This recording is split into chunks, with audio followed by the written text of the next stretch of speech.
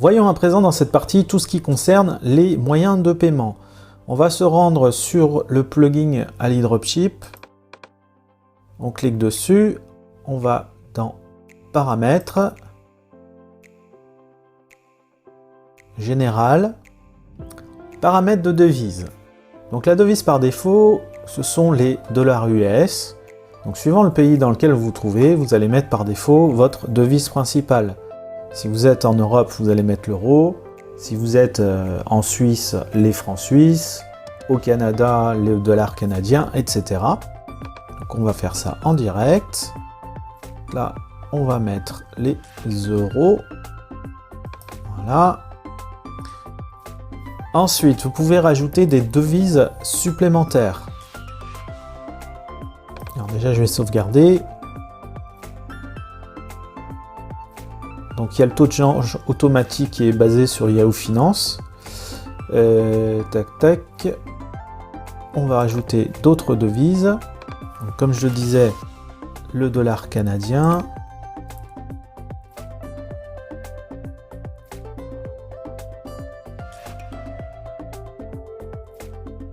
On ajoute également le franc suisse.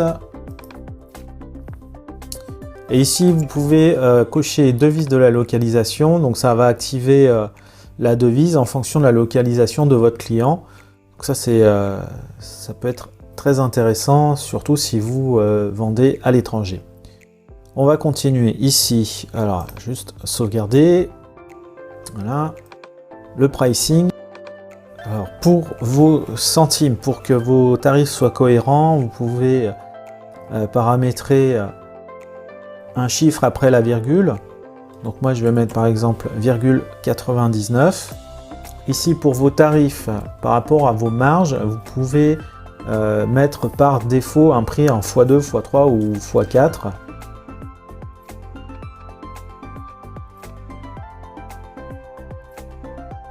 Donc si votre coût d'achat vous revient entre 1 et 2 $, votre prix de vente sera de 14,99 €. Donc après, libre à vous de mettre en fonction de vos marges, sachant que c'est un calcul qui est automatique, mais après, si vous souhaitez modifier les tarifs au coup par coup, suivant votre produit, vous pouvez le faire également. Donc on sauvegarde les modifications. Et on va aller à présent sur les moyens de paiement. Donc là, vous sélectionnez votre compte PayPal, vous mettez la devise qui correspond. Une fois que vous êtes sur votre compte PayPal, vous allez vous connecter sur Préférences, Paramètres du compte. Ensuite, vous allez dans Mes ventes. Et là, vous avez accès à l'API. Vous cliquez sur Mettre à jour. Ensuite, en bas de la page, vous cliquez sur Gérer les identifiants API. Demandez une signature API. Vous validez. Et là, vous avez les 3 onglets qui vont vous permettre de renseigner les informations demandées. Donc on va faire les copier-coller nécessaires. En premier, votre nom d'utilisateur API. Enfin, votre signature. Ici, vous rentrez votre email PayPal.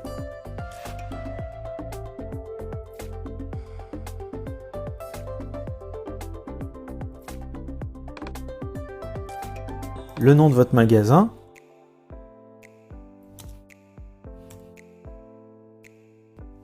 On sauvegarde les modifications. Et on va copier-coller l'URL du logo. Donc vous allez sur votre boutique, faites un clic droit, copier l'adresse de l'image, on retourne sur la page, on colle l'image du logo et on sauvegarde. À présent, on va ajouter un moyen de paiement avec les cartes de crédit. Voilà, vous avez toute une liste de moyens de paiement. Personnellement, j'utilise PayPal et Stripe. Après, en fonction de votre pays, vous pouvez choisir d'autres moyens de paiement. Donc là, ici, vous allez mettre carte bancaire. Vous choisissez votre service. Donc là, on a dit qu'on allait prendre le Stripe. Hop. On active les options de paiement de Stripe. On le passe en euros. Et on va aller chercher le publiable et le secret key et le mot de passe. Donc si vous n'avez pas de compte Stripe, je vous laisse créer votre propre compte Stripe. Si vous avez un compte Stripe, vous allez directement sur l'interface de votre compte Stripe. Vous arrivez donc sur le dashboard et vous allez cliquer ensuite sur Developers, API Keys. Vous copiez le token, donc le petit mot de passe pour Publishable Key, vous le copiez ici et ensuite vous faites pareil pour le code secret.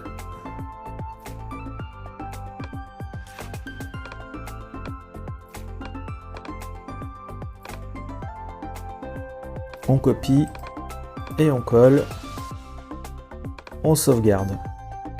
Dernière option, vous avez la possibilité, suivant le pays dans lequel vous vous trouvez, d'accepter le mode de paiement à la livraison. Donc c'est valable par exemple pour des pays comme l'Espagne, l'Amérique du Sud, où c'est une pratique qui est très courante, en Italie également. Donc si vous en avez besoin, vous pouvez également activer cette option. La partie paiement est à présent terminée, on va pouvoir passer à la suite dans la prochaine vidéo.